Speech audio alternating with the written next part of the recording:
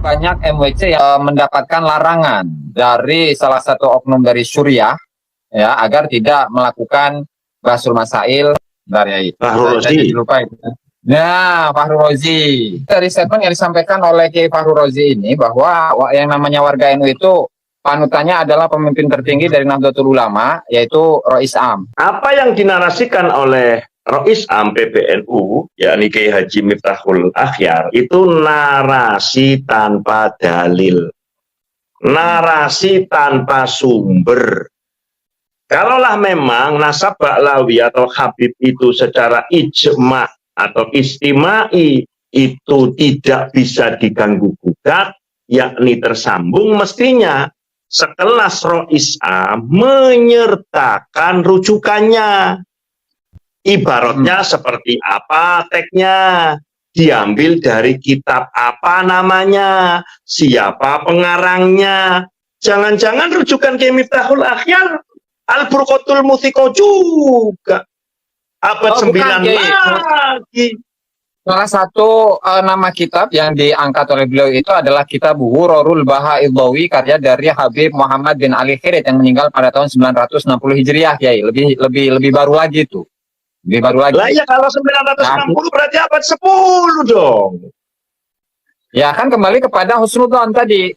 Karena para ulama-ulama besar kita, Muhammad Murtadha Az-Zabidi, Al-Imam Ibnu Hajar Al-Haytami, Syamsuddin As-Sakhawi, kemudian Ahmad bin Abdullah Al-Hijazi Asy-Syarqawi, serta ulama-ulama yang lain, Hadratus Syekh Haji Hasyim Asy'ari itu berhusnudzon bahwasanya nasab Ba'lawi itu bersambung kepada Rasulullah sallallahu alaihi wasallam.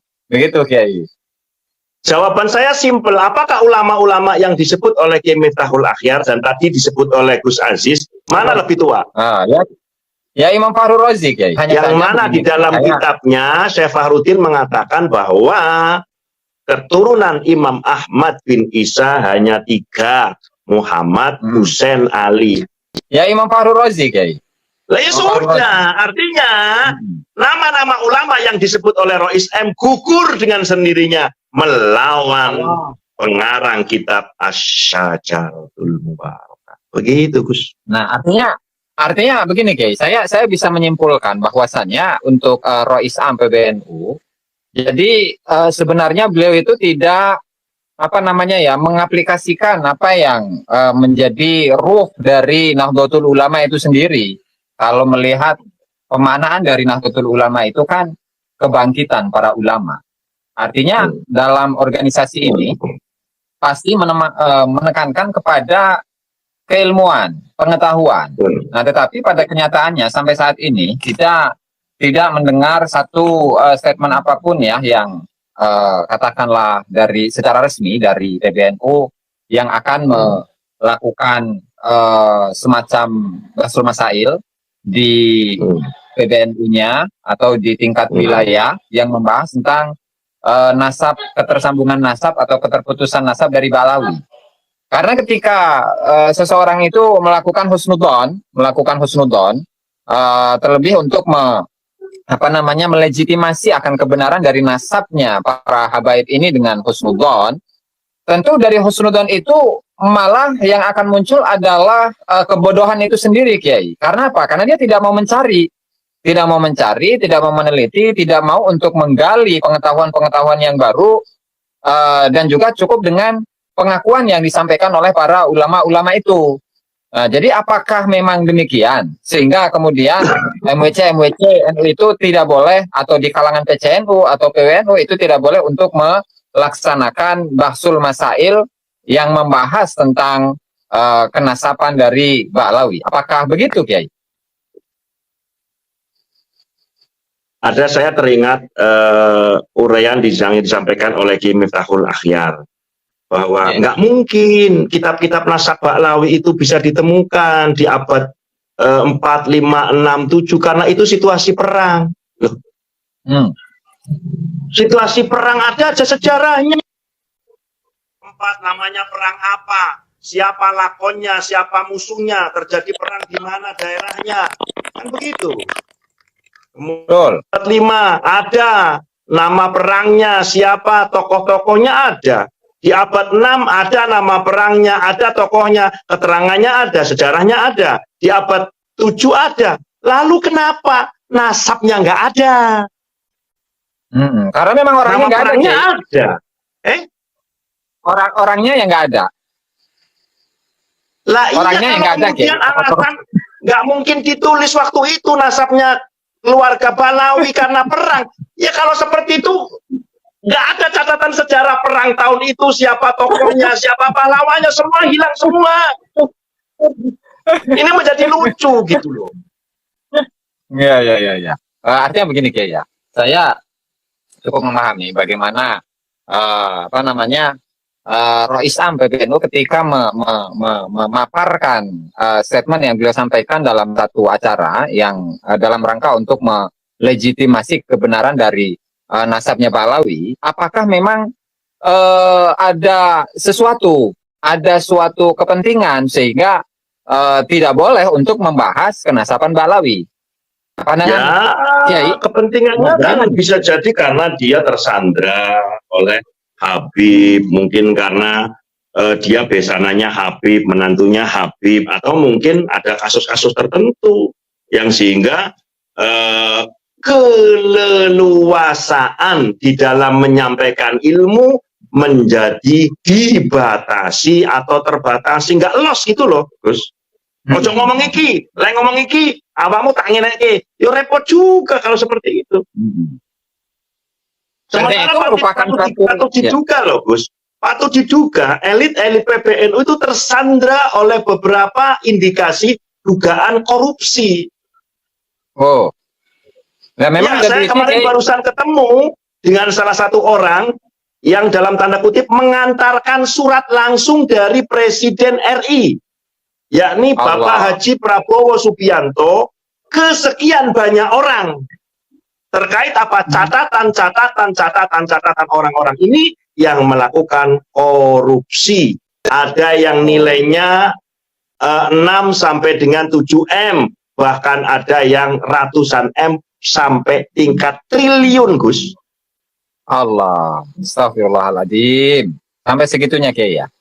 Iya, lalu sampai ini saya nggak akan sebut lah. Untuk beberapa menteri, diantaranya yang disuratin ya, saya nggak menyebut nominal ya. Yang disuratin diantaranya Cak Imin itu disuratin juga. Kemudian Pak Ganjar disuratin, Pak Anies Baswedan disuratin, dan ada beberapa elit PBNU deh. Surat cinta itu, Kiai ya? Iya, surat cinta dari Pak Presiden. Oke.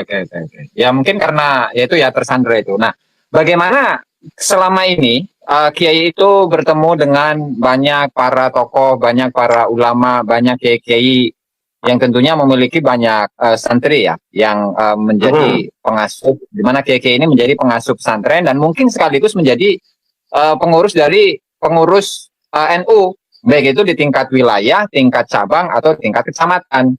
Nah, dari kiai-kiai yang ada ini, yang Kiai temui atau bersilaturahmi dengan beliau-beliau, sebenarnya kiai-kiai ini memiliki sikap yang seperti apa dalam menghadapi atau menyikapi polemik nasab yang sampai tahun ketiga ini, Kiai, yang belum selesai-selesai, saya rasa itu.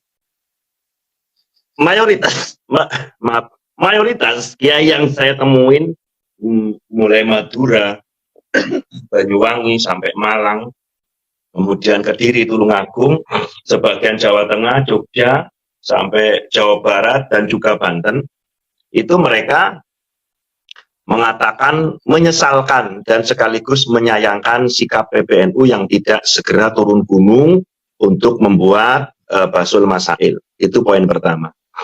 Yang kedua, para kiai, para ulama sedang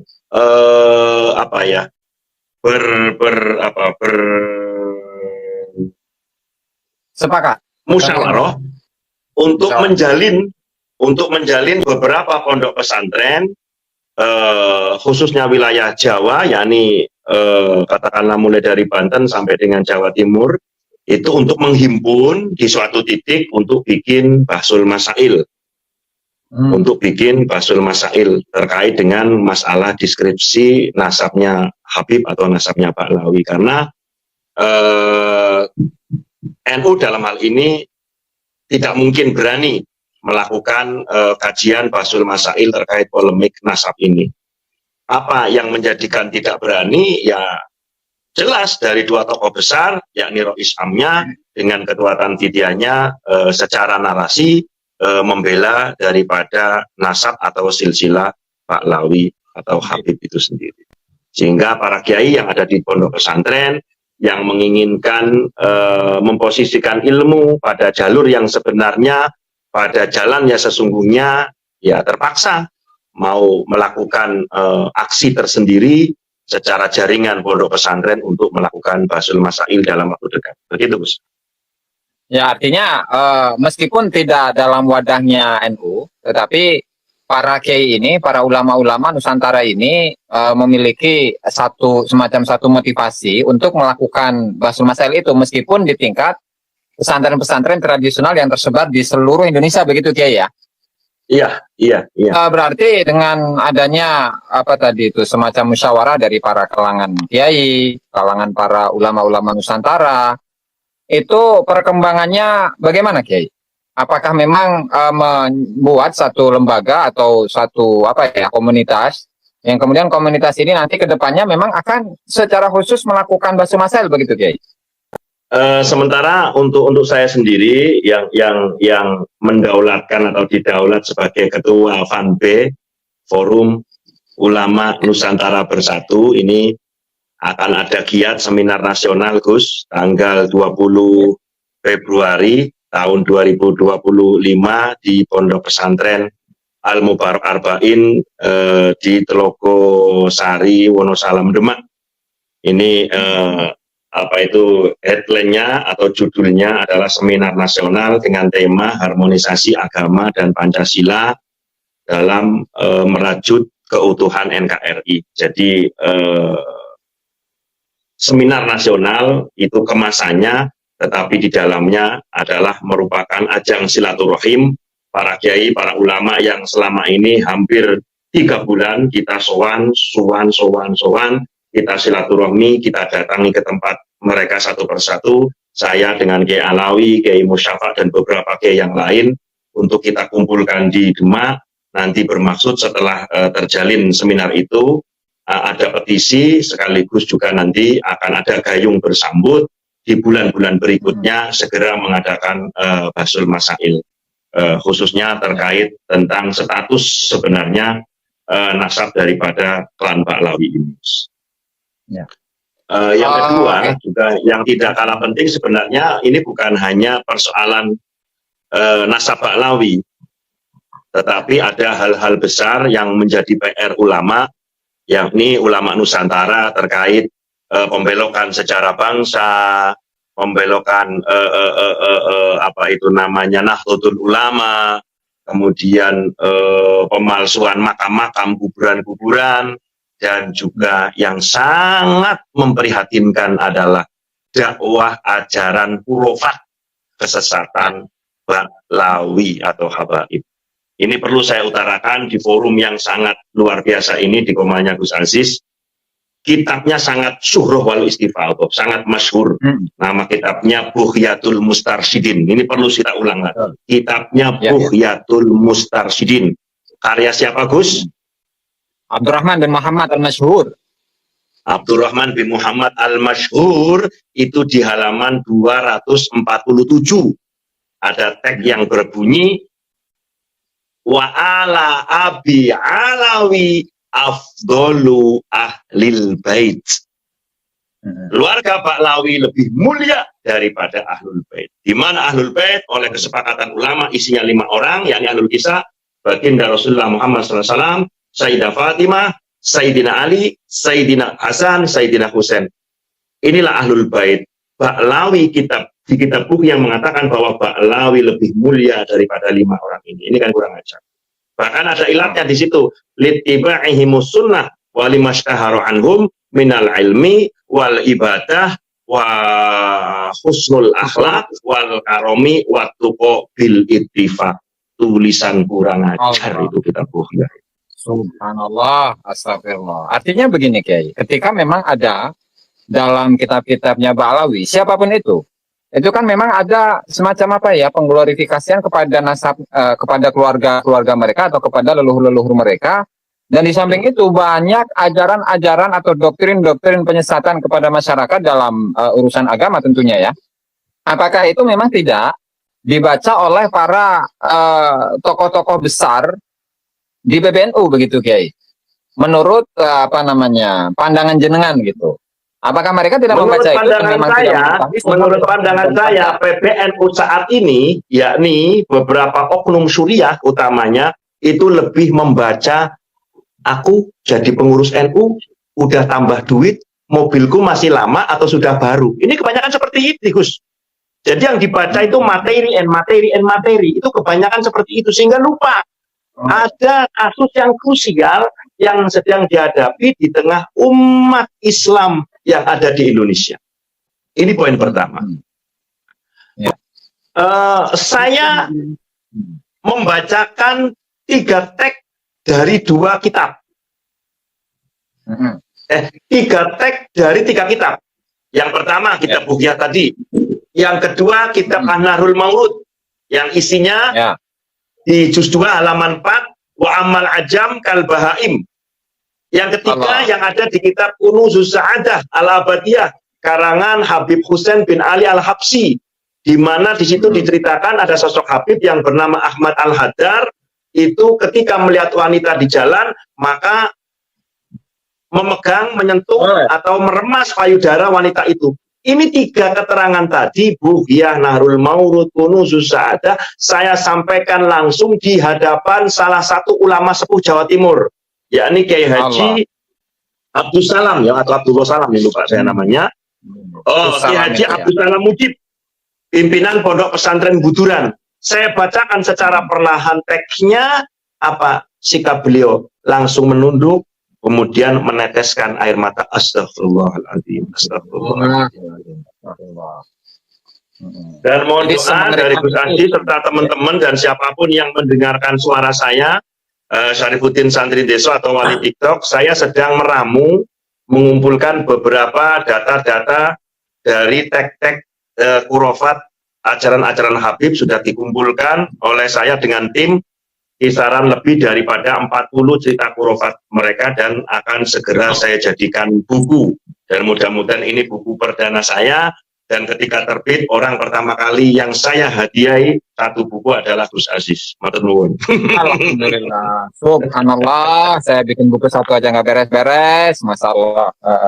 Oke, berikutnya Kiai.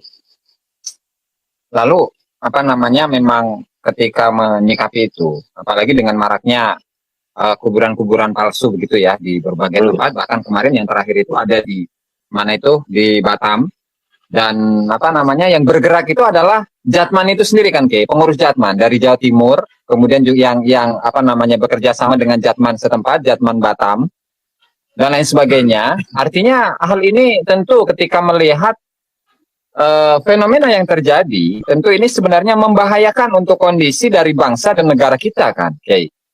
Apakah beliau-beliau yang mereka-mereka yang masih berhusnudzon akan kenasaban Ba'alawi, mereka benar waliullah begitu, bahkan di dalam kitabnya Habib Abdullah bin Ali Al-Haddad itu tetap masih mengglorifikasi, masih mengunggulkan para leluhur-leluhurnya. Tidak hanya itu saja, bahkan thariqahnya sekalipun itu dianggap sebagai aqwamut turuqi ilallah, yaitu thariqah yang paling lurus sedunia ketika dibandingkan dengan tarekat-tarekat yang lain. Nah, ini artinya sebenarnya tidak hanya terbatas pada persoalan nasab saja, tetapi nasab, kemudian sejarah, para leluhur, ajaran, ilmu, kewalian, segala macam. Semuanya itu mereka itu ada di nomor 1. Nah, artinya memang orang-orang yang sampai saat ini belum memiliki kesadaran karena hal itu semangat nahdhahnya itu dikemanakan. Nah, sehingga masih banyak oknum-oknum dari PBNU, PWNU, PCNU, bahkan sampai tingkat MWC itu masih ada perasaan tidak enak. Karena salah satu gurunya adalah Habib begitu. Sementara saya sendiri yang banyak juga untuk guru saya itu dari kalangan habaib, ya saya membela bangsa saya, negara saya, dan agama saya, kan begitu, Kiai. Tidak kemudian ketika saya memiliki guru Habib, kemudian saya diam, gak enak, takut kualat. Nah artinya mungkin, apakah dimungkinkan ketika para kiai, para ulama, para santri, para gus yang tidak kritis terhadap Ba'lawi itu ada tadi itu kekhawatiran atau ketakutan karena kualat untuk membahas leluhur-leluhur dari gurunya begitu, Kiai? Saya sempat merangkum 5 ya alasan kenapa kok masih ada kiai atau kaum pribumi yang mau menjadi mukibib atau mukibin. Yaitu diantaranya sangat dimungkinkan karena kiai tersebut atau orang yang dianggap alim ini sudah kadung disebut alim, sudah kadung disebut ulama, ya dia hanya berjalan sesuai apa kata orang, tidak mau menggali informasi lebih banyak lagi. Dan ini diadakan pada suatu kenyataan di mana siapapun ketika sowan ke rumahnya kiai atau ulama, itu di ruang tamunya ada pameran kitab, ada pameran buku yang dimana kitabnya, bukunya sejak dia punya sampai setua itu nggak pernah dibaca sama sekali, hanya pameran. Oh, astagfirullah, astagfirullah. Mungkin bisa jadi kiai tersebut atau ulama tersebut memang nggak bisa baca kitab. Oh, masa atau ulama supaya yang bisa baca dianggap, kitab? iya, ada banyak loh. Nggak punya pondok aja punya pondok, sehingga sampai salah mengatakan hukum makruh menjadi wajib, kan itu ada. Astagfirullahaladzim. Lanjut, Kiai. Atau nggak mau mencari kitab yang baru, yakni kitab ilmu nasab. Gimana ilmu nasab ini adalah menurut Kiai Said Aqil Siraj, itu saya berkali-kali ketemu, itu memang sesuatu yang langka. Artinya apa? Langka untuk dijadikan sumber rujukan di Indonesia ini. Sehingga begitu Kiai Imad mengemukakan pendapatnya dengan karyanya, dengan tesis ilmiahnya yang bersumber dari lebih 50 kitab, itu terkaget-kaget para Kiai Nusantara. Lalu ketika untuk mencoba mencari kitab-kitab sumber Kiai Imad, apa saja, misalkan Umdatul Thalib, misalkan As-Sobat wal Muson, dan beberapa kitab yang lainnya, itu dia harus mesti beli dulu. Dan ketika beli, mestinya di era sekarang ini segala sesuatu mesti apa ya, terkoneksi ya, atau terlihat ada CCTV. Misalkan ada namanya Kiai Umar sama Kiai Amir, kemudian Kiai Abdul beli kitab, misalkan lewat Gus Muhsin atau Gus Aziz, kitab ilmu nasab, kan ketahuan, oh ternyata Kiai ini nggak punya kitab, baru punya. Nah, kalau untuk baru punya, kitabnya lebih dari 50 macam kitab, mau butuh berapa hari untuk belajarnya?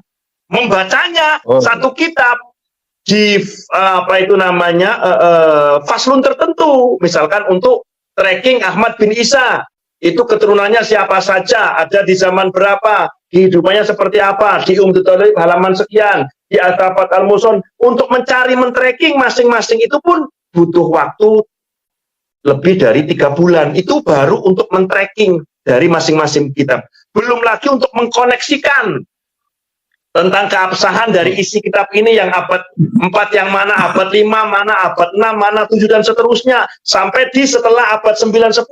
Maka nggak butuh waktu 1 tahun, Gus. Ketika sudah beli 50 judul kitab, 1 tahun nggak cukup untuk mencapai satu titik kesimpulan. Artinya sebegitu rumitnya, sebegitu sulitnya untuk mengidentifikasi apakah Ba'lawi Habib nyambung atau tidak. Butuh kitab 50 judul kitab, butuh 1 tahun, dan itu pun kalau benar-benar otaknya masih encer. Kalau butuh, berarti butuh waktu 2 tahun. Ini, aduh, kok saya belajar lagi, padahal dia sudah kadung dicap menjadi ulama atau kiai. Ketika bernarasi, berhadapan dengan Gus Aziz yang usianya masih belia, Gus Aziz paling ya malulah mereka. Sehingga langkah yang paling simpel adalah cukup berhusnudon. Gitu loh. Nah, itu mungkin salah satu pengaplikasian dari sebuah majalah yang terbit pada tahun 1929, Kiai.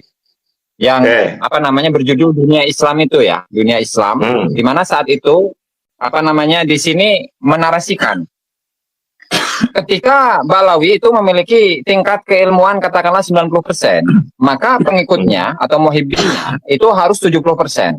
Dan ketika tingkat keilmuan yang mereka miliki itu 70%, maka muhibbinnya itu harus di bawahnya 40, dan seterusnya. Artinya di kalangan Balawi itu memang tidak boleh melihat seseorang yang melebihi mereka. Jangankan melebihi mereka, menyamai mereka saja tidak boleh. Nah, sehingga untuk ruh dari Nahdlatul Ulama, ruh dari kebangkitan para ulama di kalangan para Nahdliyin, para pengikut atau para pengamal atau para warga Nahdlatul Ulama itu tidak teraplikasikan dalam diri mereka. Nah, harusnya para kiai-kiai itu yang sampai saat ini itu masih menjadi muhibbin itu setidaknya membaca inilah hanya satu lembar doang, Kiai. Hanya satu lembar yang di sini menggambarkan bagaimana di masa lalu itu sudah terbaca bahwa orang-orang yang terkena oleh doktrinnya Balawi itu tidak semakin pintar, tetapi malah semakin menurun tingkat kecerdasannya, begitu, Kiai. Berarti statement saya dibenarkan ya oleh keterangan tadi. Saya selalu mengatakan dimanapun mengatakan syarat menjadi muhibbin wajib tolol.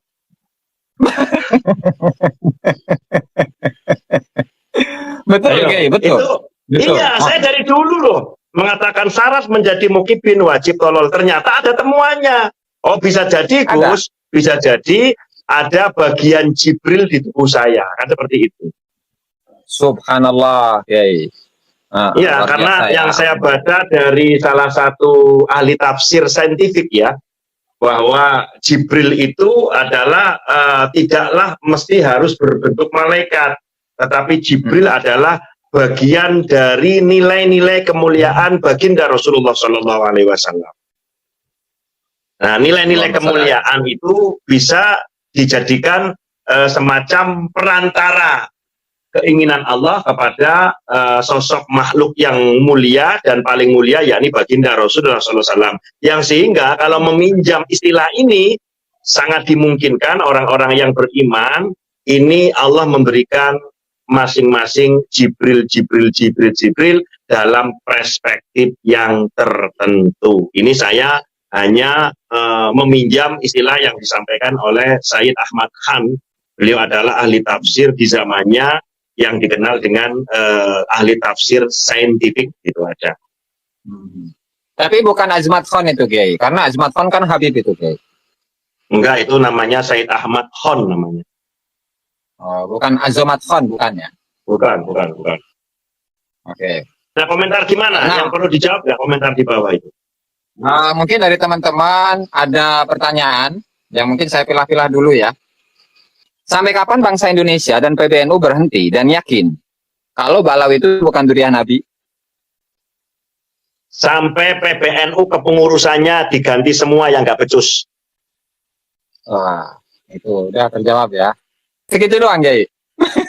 Begitu aja lah, simpel aja, diganti aja. Pengurus PBNU yang nggak becus ganti. Saya aja sebagai orang awam bisa membedakan mana yang logis dan yang tidak logis. Kenapa kiai-kiai yang banyak santrinya kok nggak pakai akal sehatnya? Ya bisa jadi Mas Muhammad Nasib, oknum kiai tadi memang akalnya sudah nggak sehat, itu aja. Masalah. Siap, Kiai. Terima kasih atas jawabannya. Kemudian untuk pertanyaan berikutnya. Bagaimana konsekuensi kiai yang mempertahankan nasab Balawi sebagai cucu Nabi? Ini pertanyaan dari Kang Ahmad Dahlan ya. Ya, kalau saya meminjam istilah salah satu kaidah at-taqlidu ba'da dhuhuril hujjati haramun, bahwa mengikuti pendapat orang lain atas suatu permasalahan sementara sudah ada hujjah, maka taklid itu, mengikuti itu menjadi haram hukumnya. Al-Quran juga menjelaskan wala taqfu ma laisa laka bihi ilm. Janganlah kamu berhenti atas meyakini sesuatu sementara kamu nggak ada ilmunya. Artinya untuk mengidentifikasi, mengetahui apakah Habib cucu Nabi atau bukan, itu mesti menggunakan dalil yang soreh, menggunakan hujah yang valid, nggak boleh menggunakan metode husnudzon. Oke, ini mengacu kepada statement yang pernah disampaikan oleh Rois Am, Kiai Haji Miftahul Ahyar di tahun yang lalu, bahwasanya nggak perlu itu membahas tentang nasabnya Balawi karena memang sudah tersambung kepada Rasulullah Shallallahu Alaihi Wasallam dan juga sudah ijma. Sehingga mungkin ini menjadi salah satu argumentasi yang dimiliki oleh Rois Am, sehingga karena sudah termasuk dalam kategori ijma, sehingga tidak perlu akan pengadaan bahsu masail PBNU.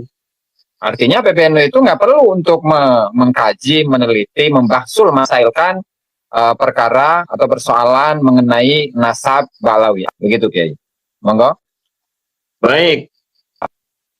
Ulama pada perjalanannya itu selalu menjadi wadah keluh kesah masyarakat di semua persoalan kehidupan keumatan, termasuk persoalan sosial dan juga keagamaan, yakni perspektif fikih.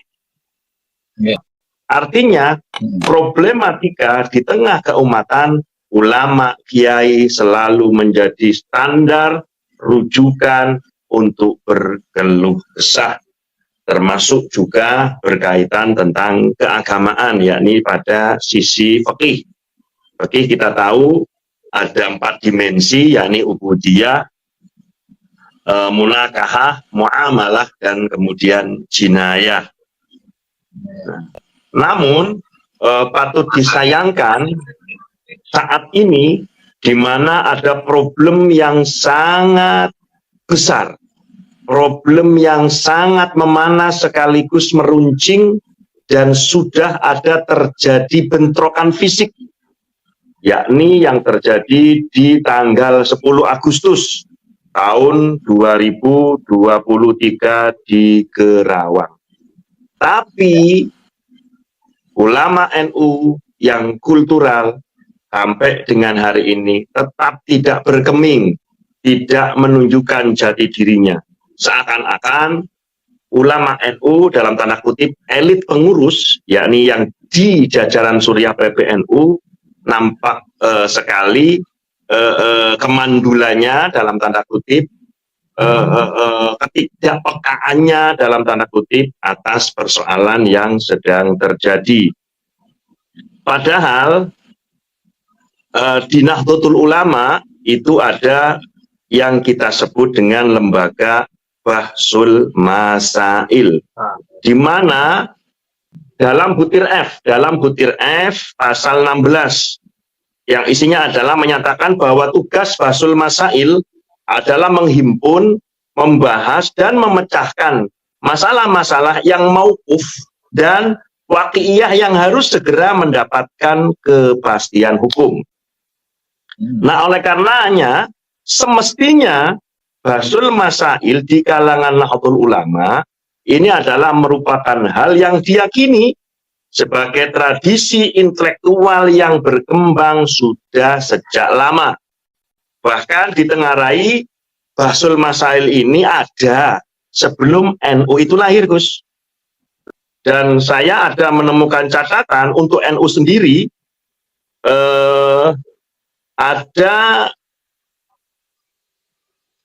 tautan mulai dari tahun 1926 sampai dengan 97 yang sempat dibahsul Masail kan, itu yang berkaitan soal kesehatan 11%, politik itu 2%, ekonomi itu 11%, sosial kemasyarakatan 5%, advokasi 2%, perkebunan itu 3%, dan keagamaan itu 62%.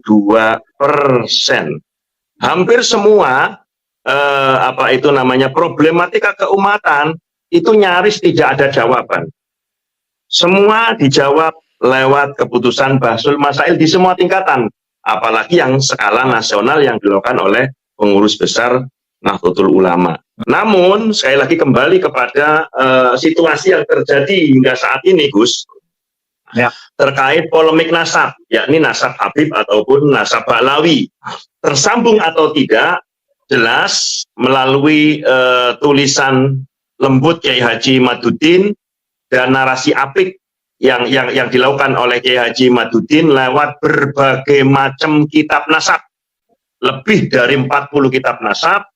Beliau secara tegas mengatakan bahwa Ba'lawi atau Habib bukanlah zuriyah Nabi Muhammad SAW, yakni nasab mereka itu adalah batilun mungqatiun.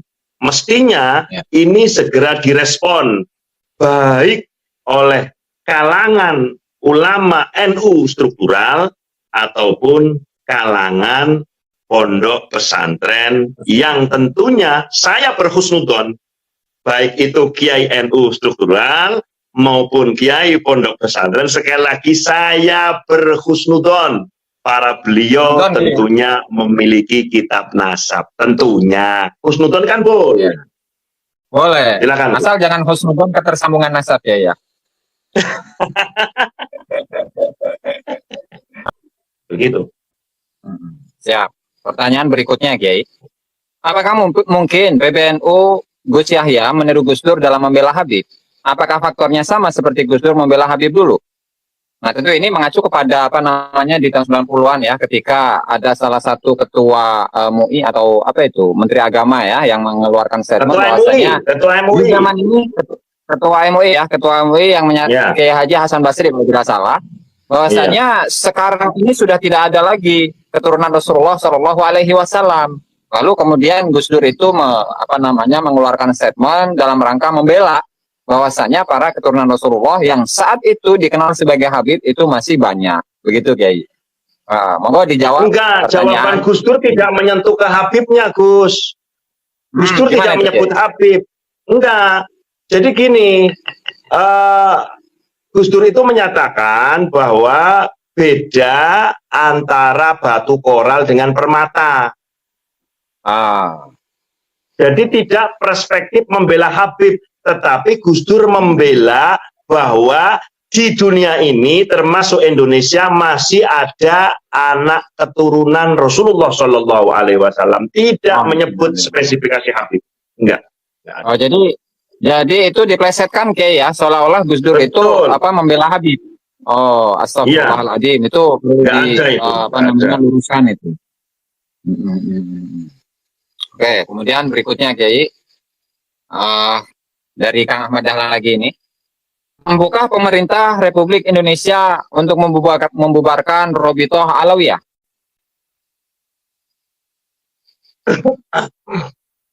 Untuk membubarkan mesti memiliki beberapa data yang kuat, data yang valid, sebagaimana dulu pemerintah lewat keputusan SKB Menteri membubarkan atau kemudian melarang Ormas HTI dan kemudian Ormas FPI. Kalaulah kemudian pemerintah mau membubarkan RA, mesti pemerintah tracking dulu beberapa alasan untuk RA itu dibubarkan. Nah, terlepas dari pertanyaan ini, yang jelas para petinggi yang ada di Indonesia ini, beberapa pimpinan Polri, beberapa pimpinan TNI yang masuk di wilayah Badan Intelijen Negara ini sudah berkali-kali berkumpul untuk membahas perihal yang berkaitan dengan isu Ba'lawi, isu Habib yang ada di Indonesia, yang sehingga untuk di tahun ini di pemerintahan Prabowo masih sebagaimana di pemerintahan sebelumnya, untuk lebih diperkuat lagi, yakni dalam rangka bela bangsa, bela negara. Bahkan saya mendapatkan informasi bahwa di tahun ini kalau jadi nanti di sekolahan tertentu, yakni di tingkat SMA atau yang sederajat, untuk diwajibkan 3 bulan wajib militer sebelum masuk ke tingkatan sarjana. Demikian juga di kelompok PNS tertentu itu akan ada sekolah wajib militer. Karena untuk menghadapi kemungkinan di tahun 2026 ataupun 2027 perang dunia ketiga. Selanjutnya proyek bela bangsa di tahun ini insya Allah akan menjadi prioritas khusus oleh Bapak Presiden Prabowo Subianto. Ya. Kemudian berikutnya Kiai ya, di banyak event Gus Dur bersama para habaib. Lalu apakah itu menunjukkan saya akan menjawab di banyak event juga saya melihat Gus Dur bersama para pastor, para pendeta. Karena Gus Dur ini adalah sosok yang toleran, bukan hanya dengan Habib, bahkan kumpul dengan pendeta, pastor, kemudian biarawati. Namun ada namunnya, Gus Dur juga berkali-kali mengatakan Habib Rizik adalah teroris lokal. Dan Gus Dur pun mengatakan bahwa FPI adalah ormas bajingan. Itu kayak. Saya berani ngomong, saya dekat sama Gus Dur. Baik, apa itu namanya closing statement ya, pada kesempatan yang sangat luar biasa ini perlu saya sampaikan bahwa ada nilai-nilai kemunduran dan dugaan kemandulan para ulama, para kiai yang ada menjabat di elit NU saat ini. Oleh karena itu, bagi para kiai, para ulama yang masih meyakini bahwa ilmu adalah sarana untuk bagaimana Islam itu lebih kuat, Islam itu lebih berkibar, maka jangan ada kata ilmu untuk mengidentifikasi terkait apapun, termasuk kelompok mana yang bernasab atau tidak ke Rasulullah Shallallahu Alaihi Wasallam. Sekali lagi, jangan dihalang-halangi. Ulama siapapun, kiai siapapun yang mencoba menghalang-halangi orang-orang Indonesia yang sedang mengidentifikasi apakah Habib Ba'lawi bukan atau cucu Rasulullah SAW, siapapun yang menghalang-halangi patut diduga ini kiai atau ulama pelongo. Terima kasih.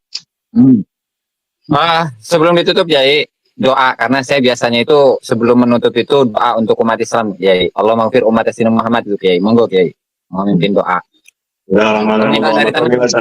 Ala sayyidina wa habibina wa syafiina wa maulana Muhammad. Allahumma ighfir ummata sayyidina Muhammad. Allahumma arham ummata sayyidina Muhammad. Allahumma aslih ummata sayyidina Muhammad. Allahumma ij'al min ummati sayyidina Muhammad. Allahumma sallimna wal muslimin wal indonesiyin. Allahumma sallimna wal muslimin wal indonesiyin. Allahumma sallimna wal muslimin wal indonesiyin. Rabbana taqabbal minna innaka antas sami'ul alim wa tub 'alaina innaka antat tawwabur rahim. Rabbana atina fid dunya hasanah wa fil akhirati hasanah wa qina adzabannar.